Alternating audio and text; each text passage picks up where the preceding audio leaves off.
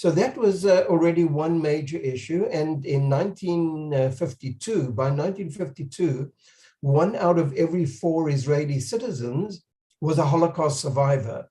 So we are speaking about a topic today which is such a raw topic, particularly when you begin to realize that as your state is getting off the ground, you have 25% of your population going through tremendous trauma. The other issue, which will come up very clearly in this presentation, was that there were deeply differing points of view on how things should be done. The political divide of pre-state Israel, by the way, the politics had started from 1905 during the Ottoman period, and then from 1917 onwards under the British Empire, the political divide was tremendous. And that will certainly be coming up when we look at 2 central figures of the early period of Israeli history, Prime Minister David Ben-Gurion and later Prime Minister Menachem Begin. The political divide was exacerbated by a military conflict. On the left of the Israeli spectrum, you have the Haganah and the Palmach, and on the right of the Israeli spectrum, you have the Irgun and the Lehi Stern. These 2 groups at a certain time found themselves in conflict. And there are certain moments in 1946, 1947, where anyone looking at the situation would be asking the question, are we going into a civil war? Fortunately, that did not happen. And in Israel's War of Independence, which started in November 1947 till January 1949, the controlling force was, and the dominating figure was certainly David Ben-Gurion. As the state was just starting to get off the ground, a very sensitive issue came to the fore, and that's what we're going to be trying to understand today. So the first, sometimes this gets stuck. Sometimes it gets stuck, okay. So the first moment was 1951. 1951, Germany was under the control of the 4 occupying powers. We can see the main ones there, Russia, Britain, United States, and France, and some of the other countries were also involved, but these were basically the main occupying forces. And in 1951, Israel is just 3 years old. There is already an attempt to discuss the question of some sort of compensation. Now, the word compensation in itself was a problematic idea because, as you'll see, the terminology that we're going to be using is filled with some sort of political implication.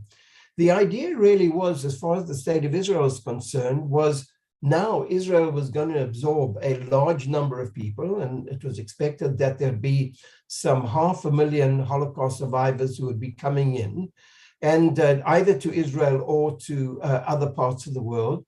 And somehow or other, these people were going to have to be absorbed and assisted.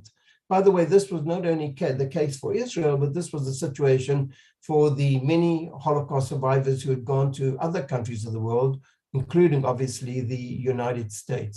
So the idea was there. The idea of some sort of reimbursement came from the Israeli side. Immediately there was an important question which pulled the Jewish world apart in many senses. And that was, who would really represent the Jewish people in 1951?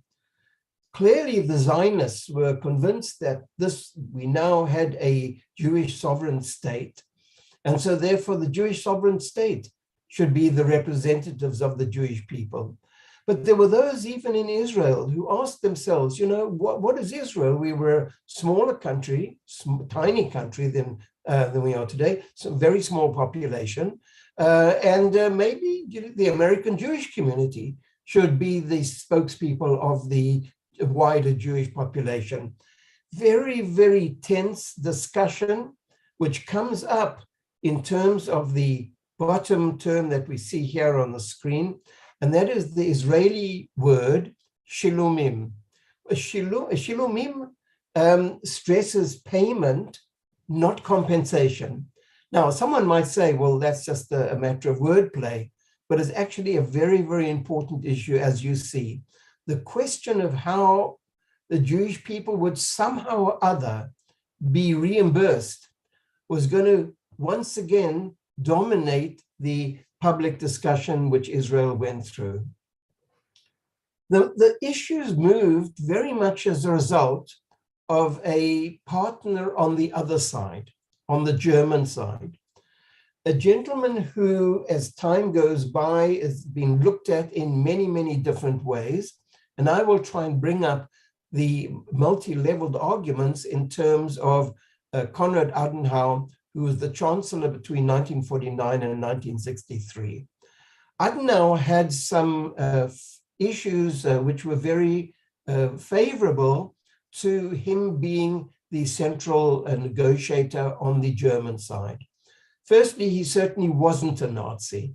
He had been removed from his local position as early as 1933, very early in terms of national socialism in Germany.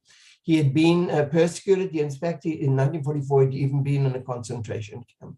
So here was a leader who seemed to be the right kind of person who one might be able to negotiate. And therefore, we see the three pictures over there, David Ben-Gurion and Konrad Adenauer getting on with each other. By the way, it was not always so easy to interact with Ben-Gurion. He was quite a tough character. Here we see that somehow or other there was a chemistry which developed. There was another very interesting situation which I think had a major effect, and that was the reality of Germany in 1945.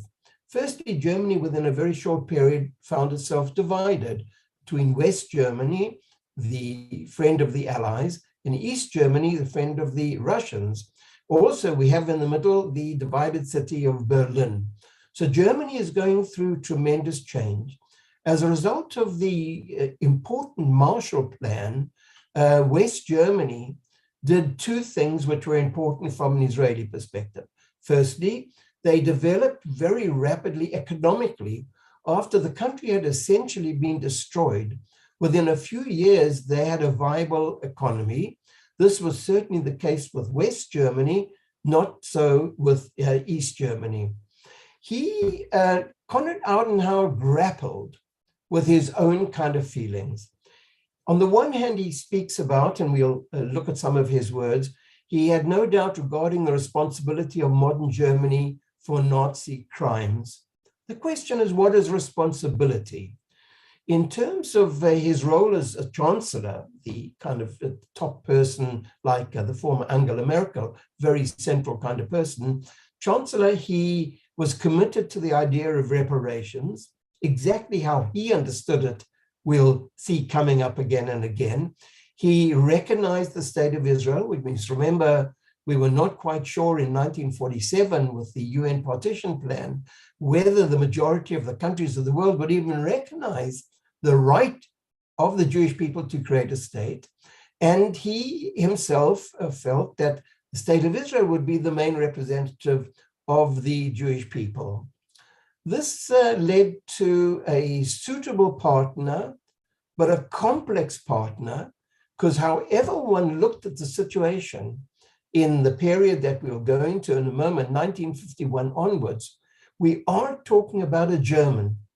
And in the minds of many Israelis, it didn't really matter whether one defined oneself as a Nazi.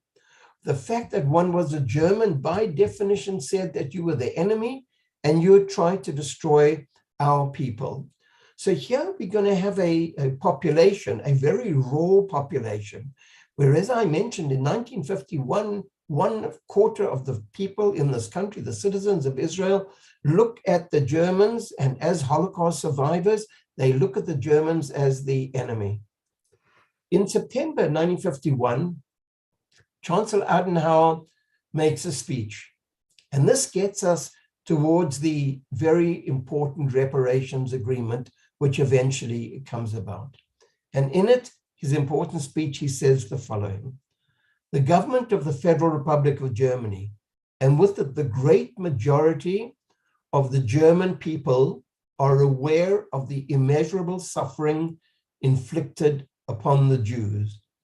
The large majority of the German people abhorred the crimes and did not participate in them. Well, was that true?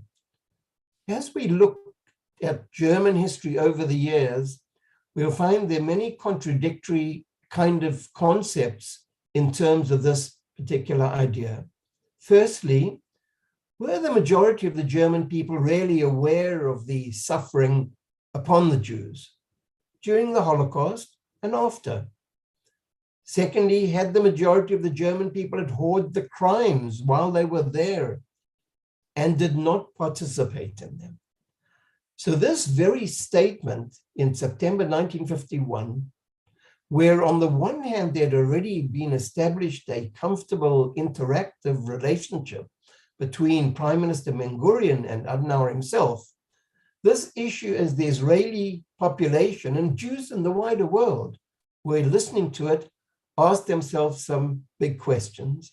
An excellent article, and I'll quote from some of the sources we go through, was an article by Stefan Engert in 2010, where he sees the issue in a different kind of way.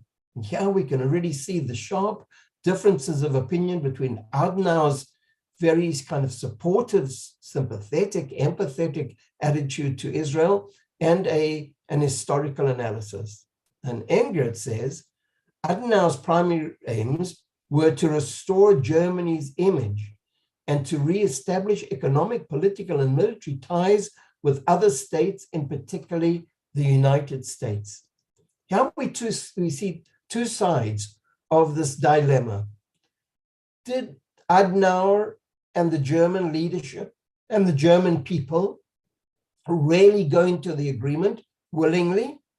Or was it just from a very clear, pragmatic perspective, a relatively thriving Germany, but certainly not having reached its pre-war eminence in many realms?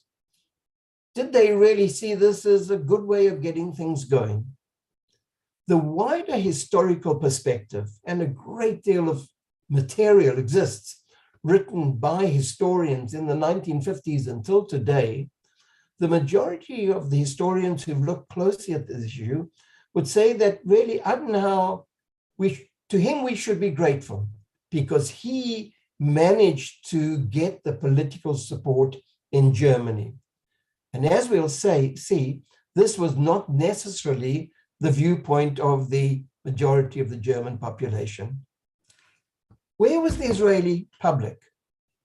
Hearing about Ben-Gurion and Adenauer, hearing about these speeches of support for the Jewish people, hearing about an empathy towards the suffering.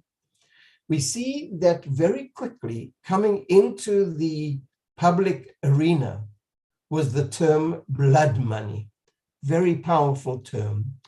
Let us try and look what was happening within the internal Israeli agenda, the political agenda, and therefore pretty representative of the wider population as well. It's true, we know, this has been shown in many cases, that a considerable proportion of the Israeli public was not prepared to accept the very concept of negotiations with Germany, nor the funds from the land of the murderers. And looking back at that time and having studied the newspapers of this very period, early 1951 onwards, it was very, very clear that there were two components which many Israelis objected to. One is the concept of negotiation, sitting opposite a German leader, regardless of who he or she was unacceptable. And secondly, not to accept funds. Accepting money would be pretty much a sense of blood money. There were three political factions which clearly stated their opposition to either no negotiations and or no money. The Zionist left, Mapam political party, and the communists, who, by the way, in that period of history were very powerful. Mapam a distinctly leftist party, had got the second largest number of votes in the first election of 1949, 19 seats in the 120 House Knesset. They said no money or no negotiations with Germany. By the way, very much influenced by the communist factions. The Herut, who are the central players in what we're going to be talking about, said we're totally opposed to both as well, to reparations in any other form.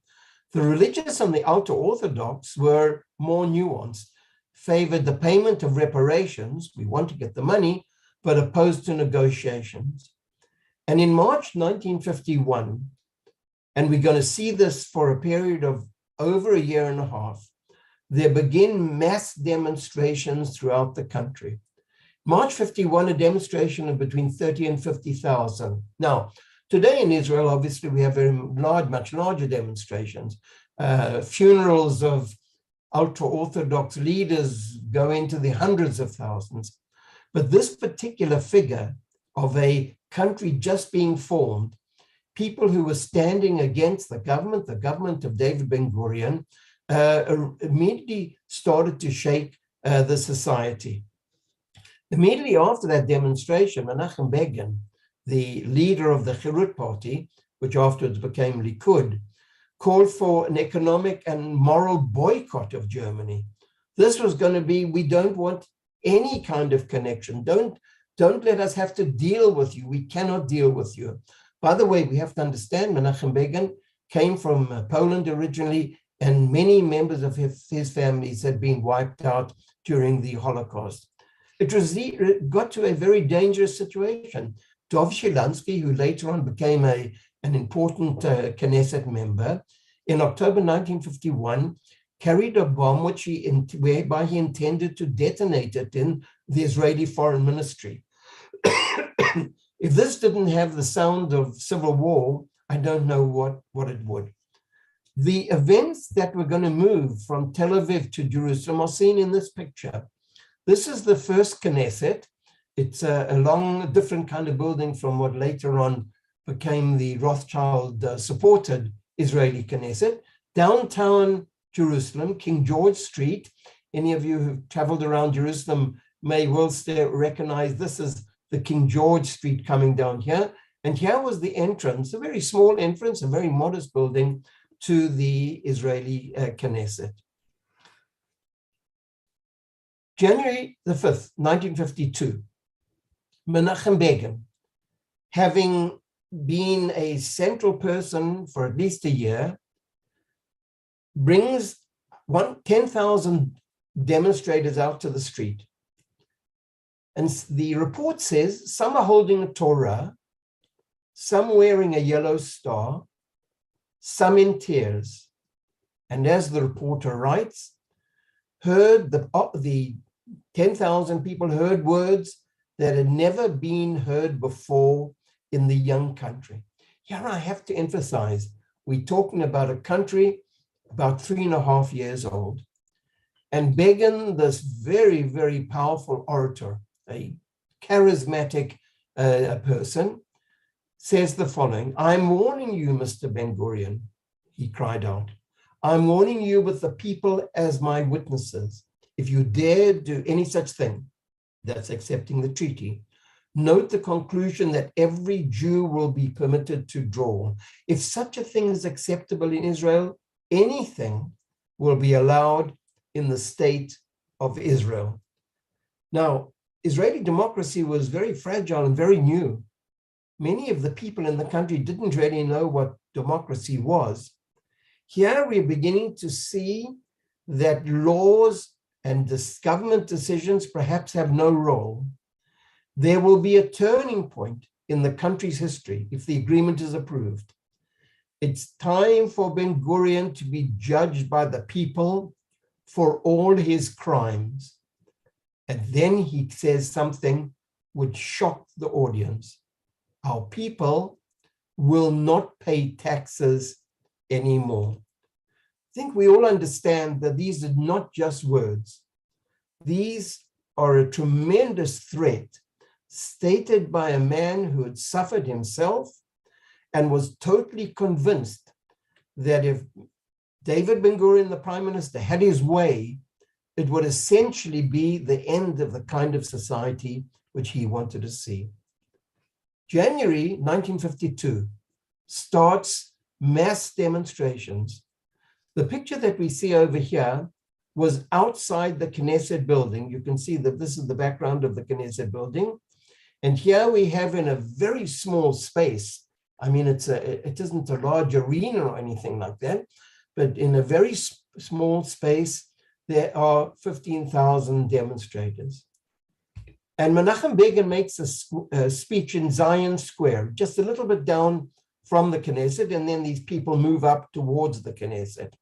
And a little bit down the road, he says the following: from reports we have just received, Mr. Ben-Gurion has deployed police officers carrying grenades and tear gas made in Germany, the same gases that killed our ancestors.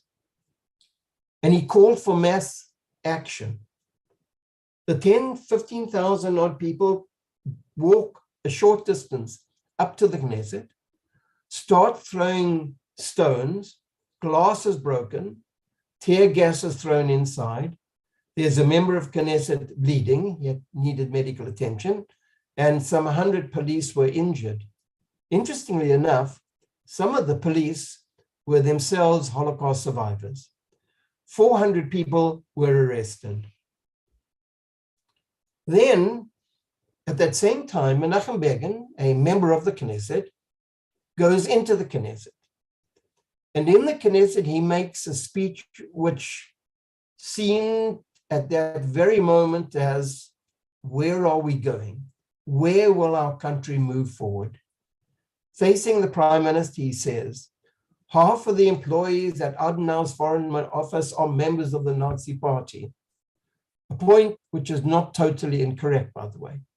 The Gentiles not only hated us, not only burned us, and were not just jealous of us, they have mainly despised us.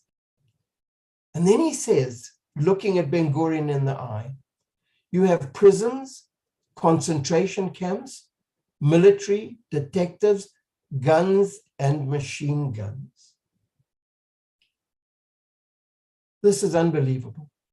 But the last section of his speech, I think, would have been very powerful to his supporters, but deeply frightening to those on the other side of the political spectrum. To Ben-Gurion, he says, you are ready for a few millions of contaminated dollars and for impure goods. By the way, the reparations were going to be some money, but more than anything else, in exchange of goods, to deprive us of dignity that we have earned, adding what he had hinted at a little bit before that day, I know that you will drag us to concentration camps. If it is necessary, we shall die with them, and there will be no reparations from Germany. As a result of his speech and some awful comments made to the prime minister, he was suspended from the parliament for 3 months, and the members of his party, a very small party at that time, didn't attend the sessions for that period of time. Who were against the reparations? Not only do we find this within the political leadership, but we find it in many other groups as well.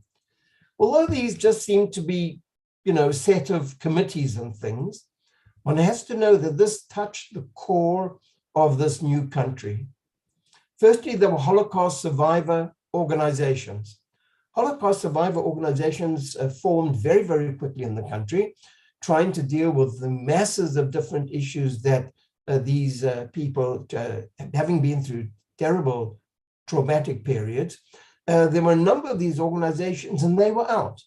By the way, in many times when they were out, they would not only have the yellow star, but in some cases they wore concentration camp garb, which give us a sense of just how powerful that image must have been.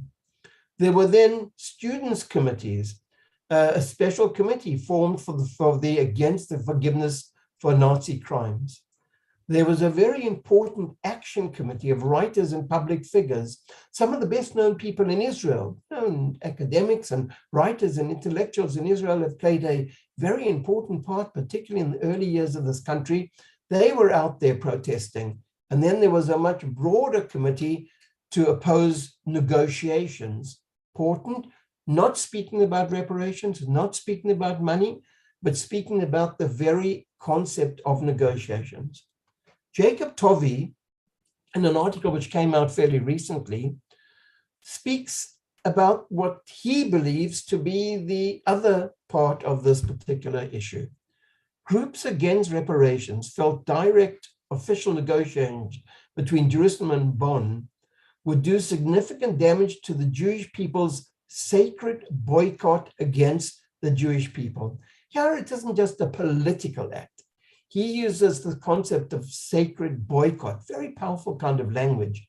It would mean, writes Tovey, Jewish reconciliation with the German people and forgiveness of the atrocities of the Holocaust. So this is how Tovey understands the position back in 1951-52, that this was not about negotiation. This was about forgiveness.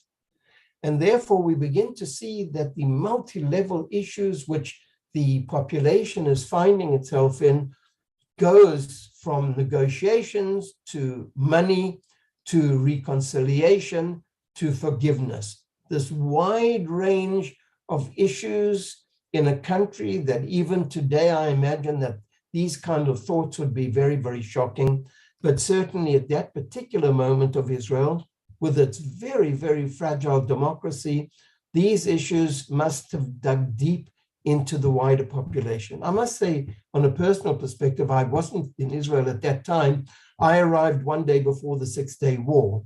And even as someone coming into Israel 19 years after its creation, I remember very, very quickly, as a student at that time at the Hebrew University, very quickly realizing that somewhere around us, wherever we were, that kind of shadow behind us as a people was the issue of the Holocaust and the reparation issues, even some 16 years or 15 years after what we're talking about now. Who supported the reparations? Firstly, very important personality, Menachem Goldman, who for an extended period of time was the chairman of the World Jewish Congress, and for about 12 years, the president of the World Zionist Organization. Menachem Goldman, not spending most of his time in Israel, was at that time really one of the central Jewish leaders in the world, in the United States and other countries. And he came on board, very much agreeing with the mainstream Mapai, today Labour Party leadership. The Mapai leadership didn't necessarily disagree with the opposition claims. They certainly disagreed with the behavior of Menachem Begin and the Chirut Party. They certainly opposed the situation of what was going to happen in the country eventually.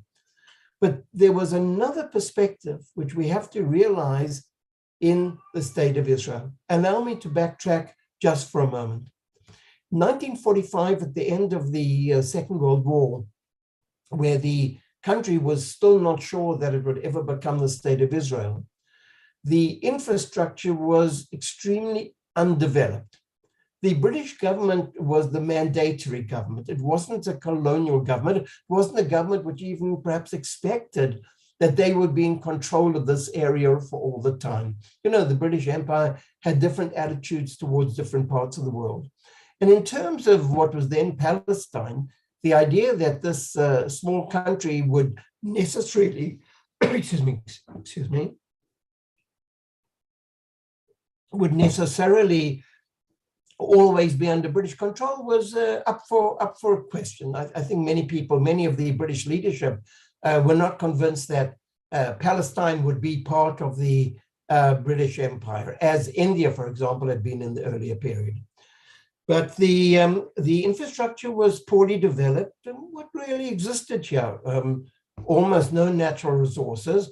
a country with a lot of desert, people coming in, not only the traumatized Holocaust survivors, excuse me, but also people coming in from North Africa and other parts of the world. In most cases, not the kind of people who are really going to develop a very, very new kind of country. The country is filled with people who are going to have to work extremely hard to make things really happen. And the Mapai leadership, very much influenced by David Ben-Gurion, we see him in one of his typical pictures with his long hair. It's not surprising that the pictures show documents and books behind him. David Ben-Gurion and the Mapai leadership generally looked at the economic position of the state of Israel. It was in a catastrophic kind of situation. Even after the creation of Israel, there had been almost no financial assistance from any governments in the world, except, as would eventually happen, from Germany. The Jewish people had been very helpful, but as we know, after the Second World War, Jews and other peoples were going to take many years until they really recovered from the implications of the Second World War.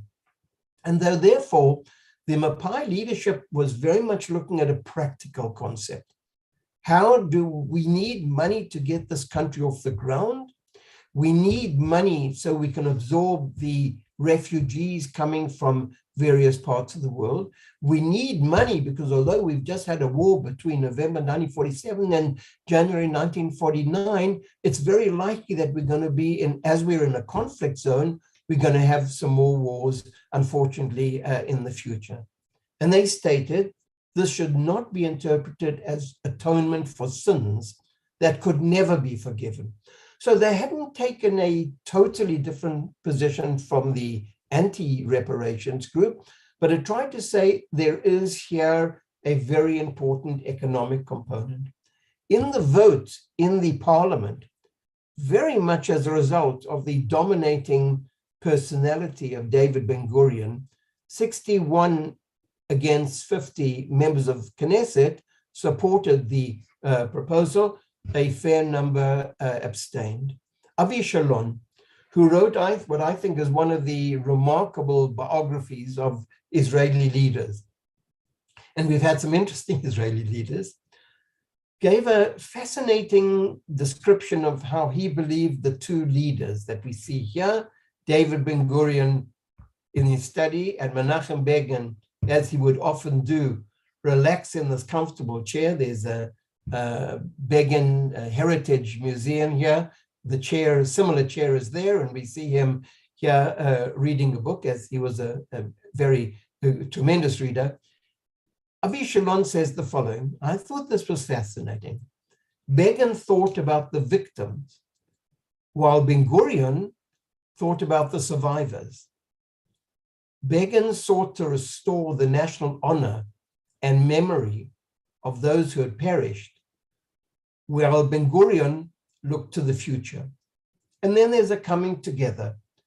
Throughout Begin's life, the Holocaust was an ever-present reality, and that's certainly true. He would hardly give an important speech without remembering and reminding us of the Shoah, while Ben-Gurion emphasized the Holocaust only after independence. So whereas Begin had been speaking Holocaust language from 1945, Ben-Gurion comes to it, it's always been with him, but he wasn't in Europe. He wasn't like Begin in Europe.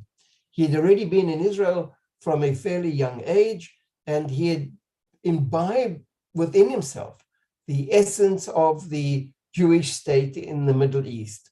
He didn't ignore the Holocaust at any moment, although he would be criticized again and again in the political world for not having paid attention adequately to the Holocaust. And he wasn't accused of not having sent Palestinian Jewish soldiers, to use the language of the time, to fight in the Second World War. There was no soldier force. There were underground militias. So, some people like Hannah Senich were sent to Europe, parachuted into Europe. But how could he actually send in an army? But he would in later times be accused for not having done nearly enough which in the mind of those people would have helped the Jewish position.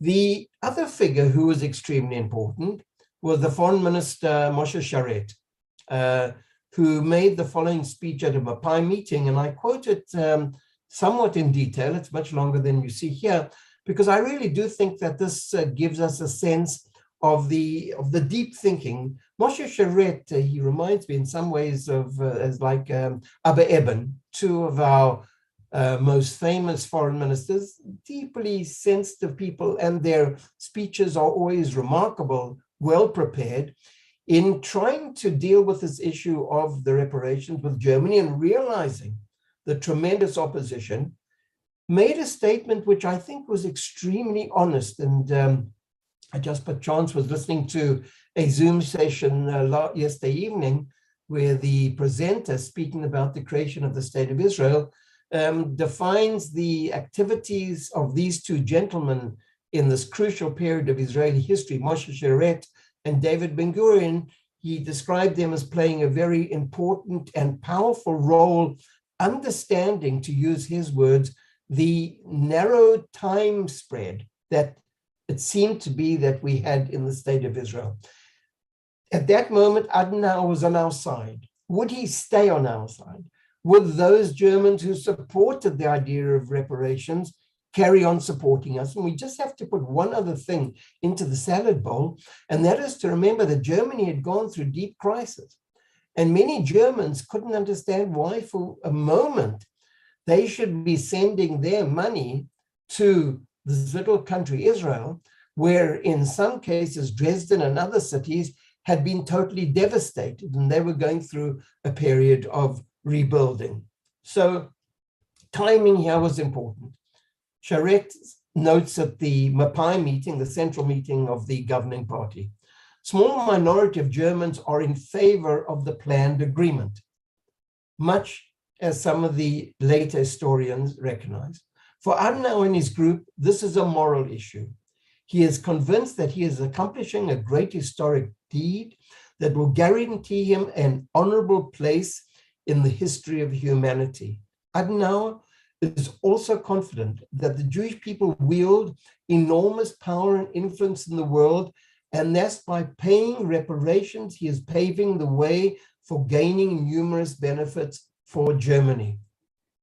Sharet's ability to combine moral issues, great historic deeds, and an honorable place in the history of humanity with a very much quoted kind of concept that the Jewish people are perceived as wielding this enormous power and influence in the world, coming together the pragmatism of Germany with what he felt about a certain group of Germans, I think is a fascinating and very important historical document.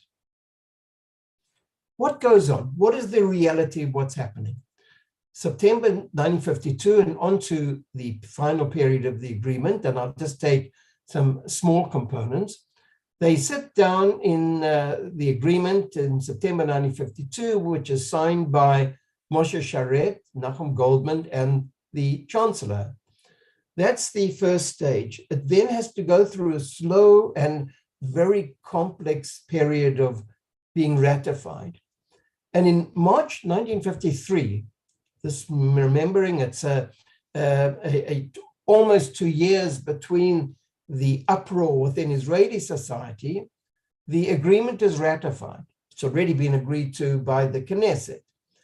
And it's ratified in Luxembourg, not in Germany.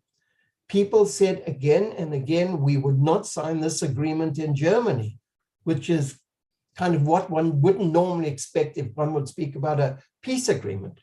But here it isn't a peace agreement, something much more profound, and that involved neither handshakes nor speeches.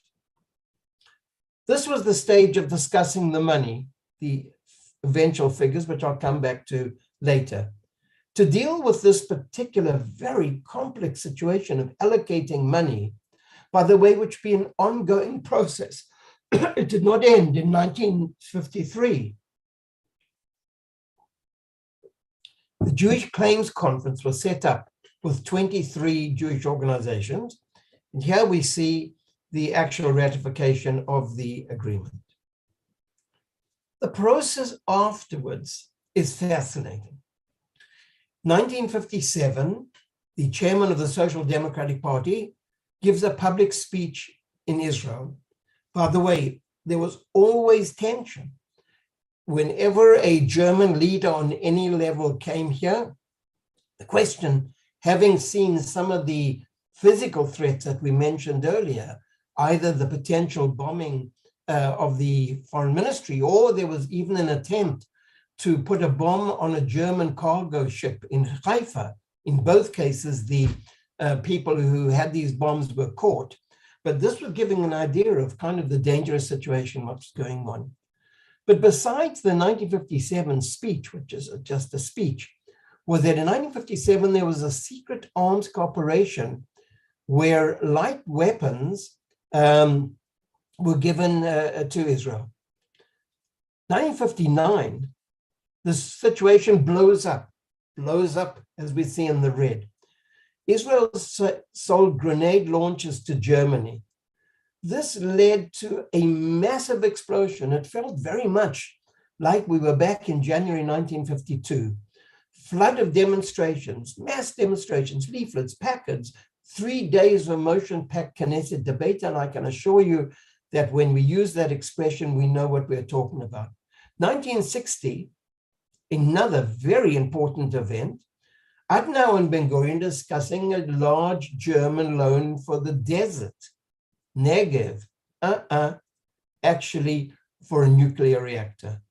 1961, the dramatic Eichmann trial, which changed a great deal of how Israelis understood the Shoah, because until then, besides the reparations issue, there'd always been a tendency to keep it quiet, not to really give the survivors a voice, topic by itself. 1962, the military realm continues. From an Israeli perspective, this is money. Israel needs money. Israel is poor. And it leads to a win-win situation on a very pragmatic level, not talking about moral issues, not talking about sensitivities. In 1954, the Minerva Agreement was for scientific cooperation. At the Weizmann Institute, the very prestigious Weizmann Institute, 1/4 of all publications have German co-authors, gives us an idea of the cooperation that we have today. 1965, diplomatic relations. Begin says to the first German ambassador, once again, at a major demonstration, people are turning out in their thousands. You are not welcome here. At the same time, the pragmatic perspective is Germany was the only Western country giving economic and military aid to Israel. We must remember, 2 years later, there was the Six-Day War. 1966, Adenauer says something which Moshe Sharet had mentioned several years earlier. 2 years after his retirement, he made the following comment. The power of the Jews, even today, especially in America, should not be underestimated.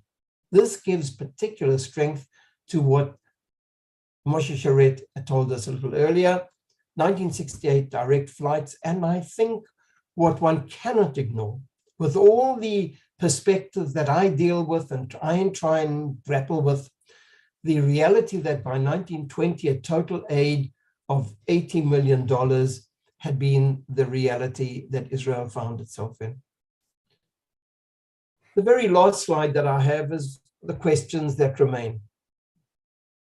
And I think these are the issues that one has to ask. You know, I've been in the realm of social history for many decades now. And my whole feeling is that when one has an historical event, it doesn't remain just within the context of its chronological moment. It belongs to something much bigger. We are all part of our pasts, both as individuals and as collective people and as countries.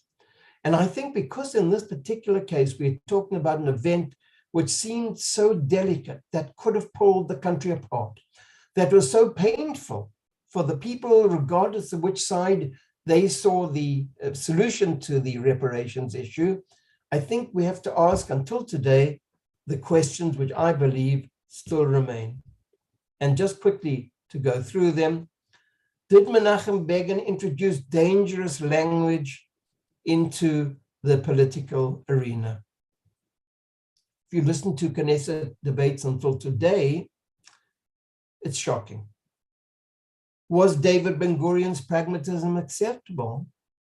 Is politics only about pragmatism? Maybe yes, maybe no.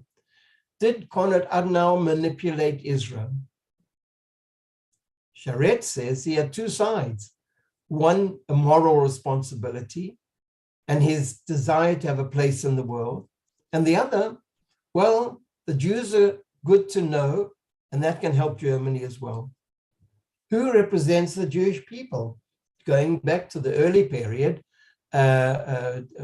Blaustein, head of the American Jewish Committee, I think it was, made a comment, well, why should Israel assume that it is the representative of the Jewish people? And anyway, he made a comment, Israel is ready for the refugees, Jewish refugees. And yet, Germany is one of Israel's steadfast friends. Did reparations enable them to ignore the past? We know they're the friends. Did that happen because of what we've discussed today? Why do Holocaust survivors and young Israelis want to live in Germany? Well, there are a lot of them. I go to Berlin every now and again, and I'm sure as anything, somewhere along the line in the main area of Berlin, in one of the museums or Holocaust memorial there, not far from the German parliament, I'd hear Hebrew. And on a very personal level, the amazing success of youth exchange programs. And 2 of our 4 children have been to Germany on these exchange programs as part of their school. The school sent people in the second last year of schooling to go, and then we would have a young German to come and stay with us, an exchange program. So this is kind of an interesting situation, a country which today protects us, and a country which we have by and large quite an important human interaction, was the very same country which in the period 1939 to 1935 tried to destroy the Jewish people. Thank you very much. Paul, thank you so much. This is incredibly timely because literally tomorrow night, and I stuck the registration in the chat, there's a new documentary about Begin. It's fabulous, and it gets into the complexity of the man who he was, and there's so much about him. It's interesting. Begin's Holocaust story is not always what he led with as a leader, and yet it's so much a part of the formation of the man and who he was deep down. When someone kills everybody in your family, like you have nothing to lose, and that mentality, I think, very much influenced what the state of Israel looked like, especially at the beginning. And tomorrow, I think there's no better thing to see a film with the filmmaker. So we're bringing in Jonathan Gruber, who's an amazing filmmaker who made a film about Yoni Netanyahu about 10 years ago called Follow Me. We brought him here then, and we had 2 people on the kidnapped plane who were here for that. And Jonathan is coming back. One of our congregants helped produce the movie, and it's showing tomorrow night. So some of the intricacies that Professor Liptz is talking about, tied up with this movie tomorrow, will make you have a really full picture of Begin. So it's in person only, but it's something that this timing couldn't have been better, all the more so. And we want to let you go to Yom HaZikaron marking in Israel, which will be very soon. Phil, it's just a quick question because we want to let Professor Liptz go.